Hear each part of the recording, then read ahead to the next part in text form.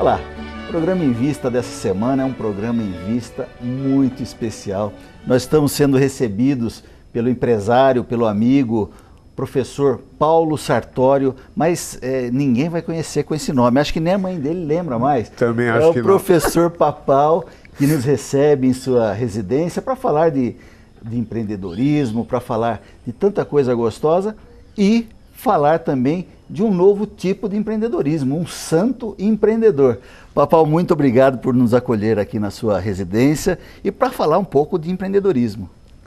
Eu que agradeço vocês virem aqui, para mim é uma honra recebê-los, né? Receber você de casa também, que acompanha o Em Vista, programa que eu sou fã incondicional. Por isso, Paulo, muito obrigado por você ter vindo aqui em casa. Viu? Eu é que agradeço. Agora, tem uma faceta da vida do Papal que muita gente, muita gente que não é próximo, mas quem é próximo sabe. O Papal foi quase padre.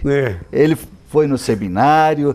Conta um pouquinho dessa passagem da sua vida por esse momento santo, Papal. Na verdade, minha família é italiana, família muito religiosa, né? Pai e mãe muito religiosos.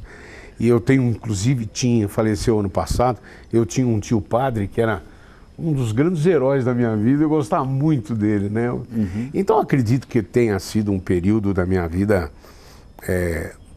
que influenciado até por isso, eu tenha ido para o seminário. Acabei descobrindo depois que eu não seria um bom padre, realmente, sabe? Eu não seria padre 24 horas por dia, sabe? Uhum. Talvez 20 horas por dia. E as outras 4 escapadas. Concluí que era melhor não ser padre, né? Minha mulher até gosta que eu falo, não, porque ele me conheceu, aí largou a bateria. Mas é mentira, né? Eu só conheci ela depois que eu conheci. Aliás, um abração para a dona Ivani, com certeza está acompanhando o nosso programa. Não perde um. Legal. E então, eu fiquei com os salesianos alguns anos, né? Cheguei a vestir batina, passei pelo noviciado e não me arrependo de ter passado por lá, como também não me arrependo de ter saído. Sim. Foi muito bom para a minha formação, foi muito bom para a estrutura que a gente tem hoje de família. Uhum. Né? Eu passei a respeitar muito mais a estrutura familiar, né? E respeitar muito mais também os padres que realmente assumem o papel de padre. Com o celibato, sim, porque o celibato ainda é, entre aspas, obrigatório na Igreja Católica. Dá para discutir? Dá para discutir. Se tem que cair ou não. Eu só digo uma coisa para você, Paulo, inclusive quando muita gente fala, eu sou a favor do padre casar, a igreja está perdendo padres por causa disso. Eu vou ser honesto, o celibato, o não casamento, é uma opção do padre, é uma coisa dentro da função do padre, é uma opção. Então quem não aceita, que não seja padre. Pode ser padre. Agora, a partir do momento que aceitou, pular a cerca, que é o que te falei, ser padre 20 horas e 4 horas não. Entendi. Porque hoje em dia é difícil para a função de padre mesmo, ter uma família. Sim. Se você tem uma família e você é pai, sim, empresário, trabalha. Bom, você trabalha às 16, 17, 18 horas para sustentar a tua família. É verdade. Que tempo você vai ter para a tua igreja? É verdade. Aí você fala, não, os pastores, o pastor é uma outra filosofia. Sim, então sim. O cara, em vez de ser padre, que vá ser pastor, vai falar de Deus do mesmo jeito, mas com uma vida diferente. O padre é uma coisa, o pastor é outra. Mas essa diferença, esse limiar aí que fica entre vamos dizer, a profissão, uma profissão, vocação, que é o padre, e para o empreendedor, como é que foi, Papal? Porque o empreendedor já estava aí dentro. O empreendedor, quando ainda no caminho de padre, era um empreendedor, estava o empreendedor aí dentro. O ramo, a função é o que menos importa. O empreendedor está dentro da gente, né? Como é que foi essa passagem de religioso para... Pô, eu quero empreender, eu quero ser professor.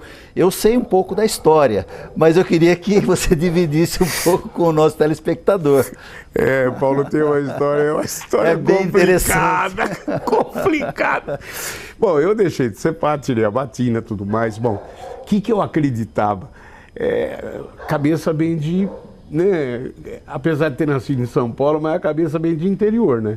Você só tem 3 bons empregos na cidade do interior, né? O prefeito, o padre e o gerente do Banco do Brasil, né? É verdade. Então, como padre eu já não era mais, não tinha mais chance. Prefeito, dificilmente eu ia conseguir ser. O banco, para mim, sempre foi uma opção de emprego quando eu larguei a batina. Né? Na faixa dos 21 anos... eu tinha que arranjar emprego em banco. Aí me lembro que tem vários bancos, inclusive num banco que já nem existe mais, foi comprado por alguém, que era o Banco Real. Sim, Banco Real. Eu fui pedir emprego, aí a moça falou, o senhor fala inglês? Eu falei, não, falo latim. E enchia a boca para falar, né? Eu falei, não, eu falo latim, e falava. Francês, o senhor fala, não, noções de grego. Imagina só, eu estava totalmente fora do mercado, né? Não tenha dúvida.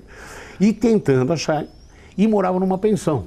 Sim. Né? Ali do lado da Santa Casa. Sim, sim. E, bom, o que aconteceu? Tinham 3 moças ali que trabalhavam à noite. Sim. Eram funcionárias da noite, digamos assim.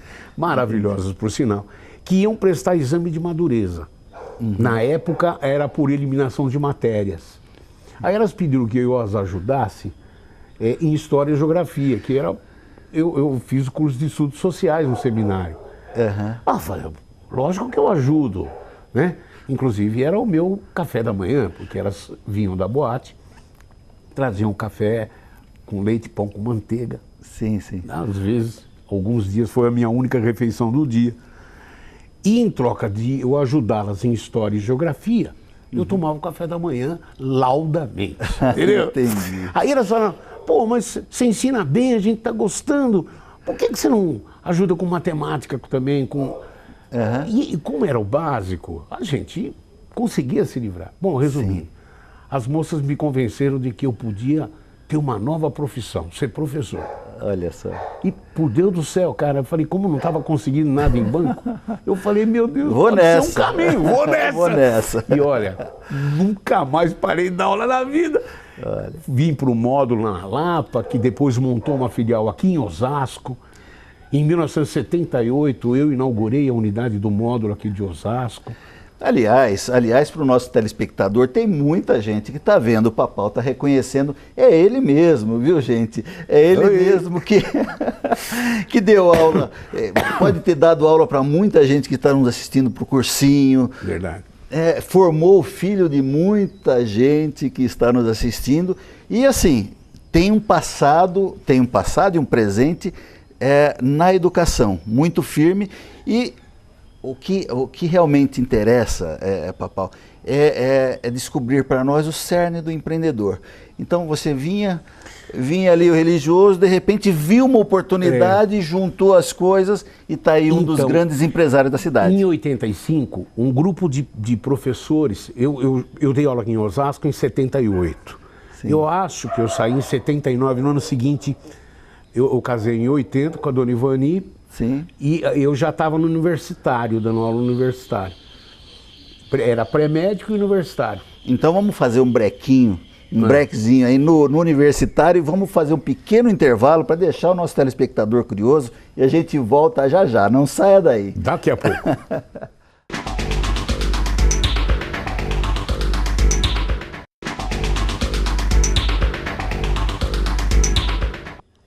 Bem, voltamos com o programa Em Vista, Aprendendo com Quem Faz, falando hoje com o professor Papal, grande empresário aqui da nossa região, na área de de educação. E o Papal contava para nós agora há pouco a passagem que foi de religioso, quase padre, para o início da carreira de professor. Você tinha parado no pré-médico em 78, 79, foi logo que casou, e daí, como é que foi, Papal? Então, eu comecei a dar aula mesmo em 76, na verdade. 75 para 76. Aí em 78 eu tive a experiência de ter vindo para Osasco no módulo, uma unidade do módulo daqui. Depois fui para o Universitário em São Paulo, eu dava aula no pré-médico no Universitário, e surgiu um grupo de professores falando assim, a gente gostaria de abrir uma unidade do Universitário em Osasco. Ainda eu brinquei, falei, eu já dei aula lá. O pessoal falou, então vem junto, forma um grupo conosco. Sim. Pedimos para os donos do Universitário na época que falassem, mas como? Vocês vão abrir uma unidade aqui do lado da gente? E foi a primeira franquia do Universitário, sabia? Não, foi a primeira sabia. Franquia. Olha só. Aí, não, vamos. Inclusive, muitos dos donos do Universitário de São Paulo vieram conosco dar aula na nossa unidade. Entendi. Formamos um grupo muito bom. E aí começamos a trabalhar muito, né, Paulo? Você lembra disso? Você sempre acompanhou nossa vida. Lembro. A gente é que colocava cartazetes a madrugada toda para falar que tinha matrículas abertas. De manhã, revezava quem ia fazer o atendimento de secretaria para fazer matrícula. Olha só. Mas valeu a Mas pena. época gostosa, né, Papal? Valeu. Mas olha, para você, com certeza você sabe de muita coisa que eu vou falar, mas o Papal já passou em vários programas de TV. O mais renomado, creio que tenha sido da TV Cultura, né? Vestibulando, Vestibulando. E aí teve programas de empreendedorismo, teve programas de todo tipo. Passou também pela Câmara Municipal, foi político um dia também, né? Foi vereador de 96 a 2000. Em Osasco, teve um mandato. Depois não quis mais saber disso, né, Papal? Paulo, não é minha praia, não é sua praia. Olha, respeito muito os que trabalham lá, tem muita gente séria lá. Sim. Aprendi muito e agradeço muito ao povo de Osasco que me deu a chance de aprender tanto quanto eu aprendi ali. Conheci gente muito boa. Conheci tranqueira também, viu? Mas muita gente boa também. Mas foi o suficiente para ver que não é a minha praia. Minha praia é outra. Legal.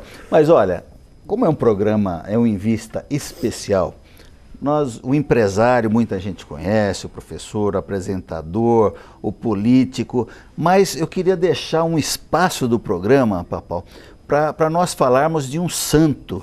Olha, que é sua praia também. É um santo muito empreendedor da Igreja Católica, que foi São Francisco, e São Francisco de Assis, né? Então, aliás, está aqui representado, né? E daqui a pouquinho vocês vão ver uma das maiores coleções de São Francisco, uma das mais diversificadas. Mas eu queria falar um pouco da vida do empreendedor Francisco de Assis.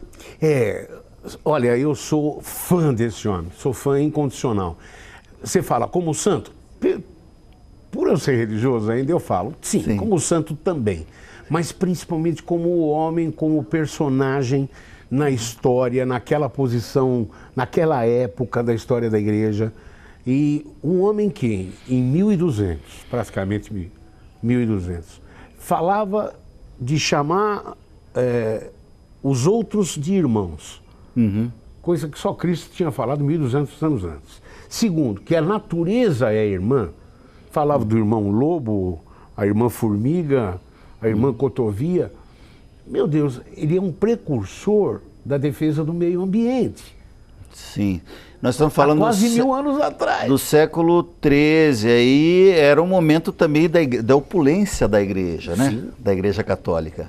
Riqueza e militarização, porque a igreja se metia em tudo quanto era guerra, para conquista de territórios e tudo mais. Estamos falando da época medieval. Sim. Né? E o Francisco vem com uma humildade, beijar leproso, quer dizer, você fala, meu Deus do céu, vai. A própria igreja recomendava aos padres que não se aproximassem dos leprosos. Era uma recomendação papal, era uma recomendação de burla. Sim. Entendeu? Por quê? Porque ele teria contato depois com outros fiéis e tudo mais. Esse homem aqui me larga tudo. Quando largou a família que tirou, ficou nu na frente do pai, na praça da igreja, de Assis. Aliás, família riquíssima, família né? riquíssima. O pai era comerciante de tecidos. Comprava na França e revendia na Itália.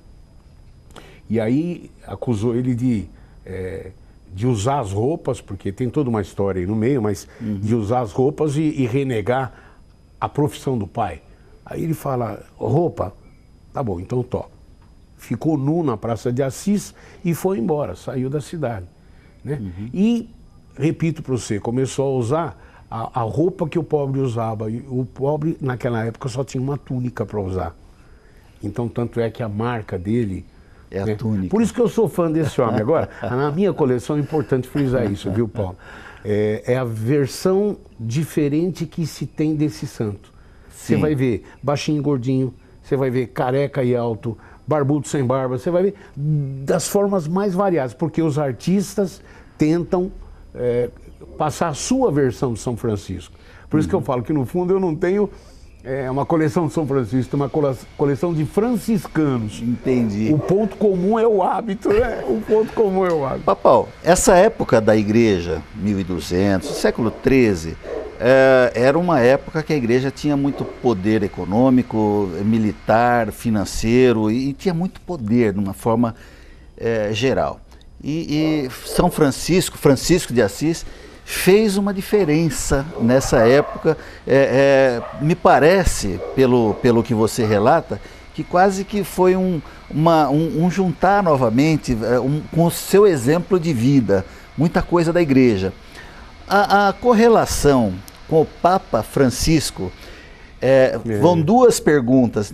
A Igreja Católica, ela também passa por um momento onde tem dificuldades, né? Onde tem vários problemas que estão sendo equacionados, né?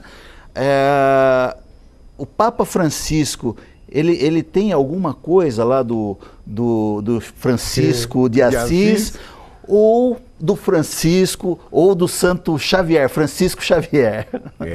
Paulo, essa pergunta. Inclusive, há pouco perguntaram para o Papa sobre isso, né? Eu acho que a escolha do nome dele, aí você fala, foi marqueteiro. Se foi marqueteiro, foi um golaço. Foi muito bom, né? Foi um golaço. Foi muito bom, é verdade. Que esse argentino pregou, meu. Foi um golaço. Melhor que Maradona. Por quê? A escolha do nome Francisco, num momento de transição da igreja. Você viu que perdemos João Paulo II, que era muito popular, e sim. A subida do Ratzinger, o Ratzinger era o culto, era o refinado, alemão, que já não demonstra sentimento, alemão né? E de uma cultura ímpar. Só que o momento é errado para a igreja, meu Deus. O momento para a igreja. Tanto é que hoje todo mundo discute aí o problema da cúria, do Bertone, né? Que era o cardeal, o braço direito dele, que, segundo dizem, no fundo o traiu, e ele perdeu a força de controlar a igreja. Ele se sentiu velho, por isso que o ato de renúncia do Ratzinger, do Bento XVI, foi um dos maiores golpes na igreja em toda a sua história. E inteligente, inteligentíssimo, porque ele fala, eu estou ficando velho, eu morro. O grupo do Bertone assume e tudo aquilo que eu não queria passa a ser controlador da igreja. Ele falou, agora, e se eu renunciar? Se eu renunciar, eu posso conversar num conclave e eu posso mudar a história. Ele mudou a história sem dar um tiro. É verdade. O Ratzinger foi inteligentíssimo e de uma humildade, na minha opinião, a toda prova. Aceitar ser um Papa emérito, para quem estava no poder, duro, hein? É verdade. Aí acontece o que? Ele renuncia, tem um conclave, aí um argentino, meu Deus do céu, é eleito Papa e assume o nome de Francisco. Aí perguntaram, por que Francisco? Você vai... Não, pera um pouquinho. Vamos deixar o nosso público mais curioso ainda. Nós vamos fazer um pequeno intervalo. Você vai contar daqui a pouquinho. Não saia daí, nós voltamos já já com Em Vista, aprendendo com quem faz.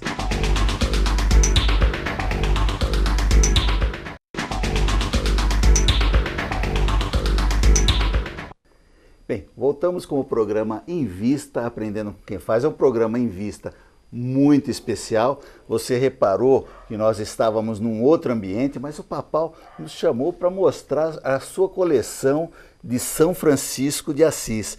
Mas ficou uma pergunta pendente, Papal. O Papa, ele é devoto de Francisco de Assis ou de Francisco Xavier? Paulo, ele é jesuíta. Os jesuítas foram fundados por Inácio de Loyola e São Francisco Xavier. Então, eu não acredito que ele não tenha uma forte devoção pelo santo fundador da ordem dele. Sim, né? sim. Agora, São Francisco de Assis também entra com o lado da humildade, da aceitação mundial, do meio ambiente, de uma luta basicamente de humildade. Então, quando ele escolheu, a gente falou que foi um golaço de marketing, por quê? Ele escolheu a garra de um santo que era militar, São Francisco Xavier, com Inácio de Loyola, militares que formaram os jesuítas, né, com muita garra, e ao mesmo tempo da docilidade, da ternura de um santo como Francisco de Assis. Então, ele acertou em cima. Não importa de qual santo, ele está bem coberto. Mas olha, tem uma curiosidade aqui que eu queria, vou pegar com muito cuidado, telespectador. Esse São Francisco, esse você adquiriu lá em Assis mesmo. Eu queria que você segurasse e falasse para nós qual é a peculiaridade deste santo. É que, bom, primeiro que tem um comprovante de qualidade, de originalidade, né? De que é a imagem, depois de muita pesquisa feita pelos próprios religiosos e tudo mais, que é a imagem mais próxima do que se acredita que tenha sido São Francisco. Porque quase 1000 anos depois, você não tem foto, você não tem vídeo, você não tem nada, a não ser a descrição que se falava na época.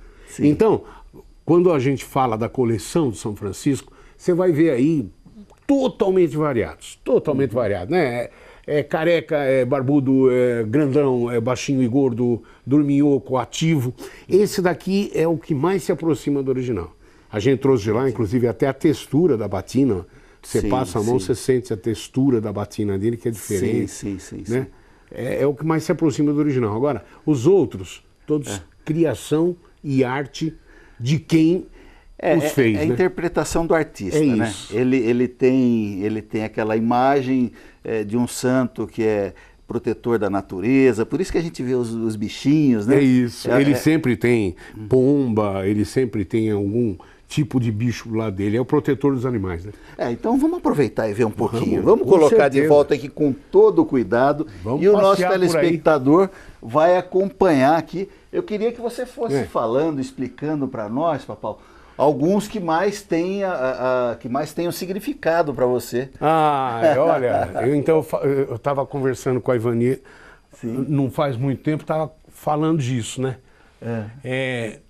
Se a gente muda para uma casa menor, por exemplo, eu não sei onde colocar todos esses santos, não tem mais lugar para colocar mesmo. Aí ela falou assim para mim, doa alguns, né? Então tem até aqui do lado da Capela de São Francisco, eu pensei em fazer isso mesmo.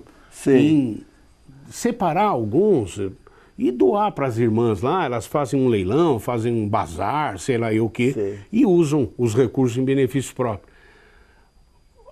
Eu vou ter que sair de casa e vou falar para eles fazerem. Não, eu não vou conseguir. Não vai se desvencilhar. Do pequenininho, do menorzinho, que tem um São Francisco aqui com chupeta na boca. Olha. Não, é inacreditável, mas chupetinha na boca, ó. Tá com chupeta. É óbvio que não é São Francisco, mas vai falar que eu vou dar... eu não vou dar isso. Tem o São Francisco feito num palito de fósforo por um chileno, que inclusive ele só fazia, juro por Deus, na feirinha de Santiago ele só fazia material pornográfico com palitinho. O homem em situações variadas com a mulher. Eu falei, você faz santo? Ele riu. Ele falou, que santo! Que santo que nada! Que santo que é? Eu falei, São Francisco, aquele das pombinhas. Eu falei, me dá 15 minutos. Verdade. 15 minutos. Aí eu fui rodar a feirinha, quando voltei, ele tinha esculpido num palito de fósforo. Nossa, que loucura. Fantástico. É que é difícil mostrar pela televisão, eu vou te mostrar com todo carinho. Eu paguei $20. É o palito de fósforo mais caro da história da humanidade. $20 um palito de fósforo. Mas você vê, é difícil falar. Eu gosto muito de todos, eu tenho... E você tem todos catalogados? Não, Paulo, não tem. Eu sou desorganizado. E pelo menos um número aproximado da coleção. Está chegando nos 400. Se não me engano, são 394. 400. Agora, eu devia ter catalogado, eu devia ter a origem de cada um, de quem eu ganhei.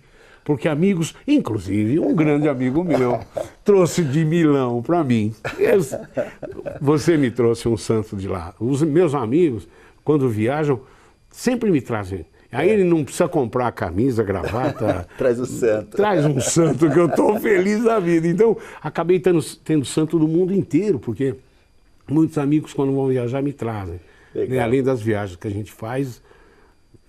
Papal, nós falamos no bloco anterior do empreendedorismo desse santo. Ele era de família muito abastada, né? Até o nome dele foi mudado, era Giovanni. Ele foi batizado como Giovanni di Pietro, porque o pai estava viajando para a França para comprar tecido. Sim. A mãe o batizou como Giovanni di Pietro. Quer dizer, no fundo, é João e Pedro, ou João de Pedro, né? Porque o nome do pai era Pietro, então é Giovanni di Pietro. Bom, e o pai chegou e mudou o nome, falou não, o nome dele é Francesco, que em italiano, no fundo, quer dizer pequeno francês. Por quê? Ele vivia de comprar produtos na França, que na Itália se chama de Francia. Daí o nome Francesco. Francesco significa pequeno francês. Entendi. Entendeu? Entendi. Agora, ele, família abastada, tinha uma condição de vida muito boa, resolve, né, em praça pública, se despiu, entregou as roupas para o pai, que trabalhava com tecido. Com tecido, né? E já naquela época muda o rumo, pelo que eu... Ele tinha essa consciência, ele mudou o rumo da igreja. Hoje a gente tem essa Eu acho que não tinha, até pela própria humildade dele, porque ele não era letrado. Repare uma coisa, Francisco de Assis não foi padre, hein? Ele não era padre, ele não foi ordenado padre, ele não fez teologia. Os franciscanos, inicialmente, ele até proibiu de estudarem. Não deixava que os franciscanos fizessem teologia e, portanto, fossem ordenados padres. Ele falou, não. Tanto é que é OFM, a organização dos franciscanos. É Organização dos Frades Menores. Em sinal de humildade. Nós somos frades, não padres, e somos ainda os menores da hierarquia. Tanto é que até hoje, quando você fala franciscano, ele assina na frente OFM, Ordem dos Frades Menores. Agora, um lado legal empreendedor de São Francisco. Ele era cavaleiro, sim, que era o grande herói nacional na época medieval, deixa de ser cavaleiro, deixa de ser burguês, deixa de ser filho de um grande comerciante, e que nem você falou, tira as vestes na praça e começa a viver como construtor.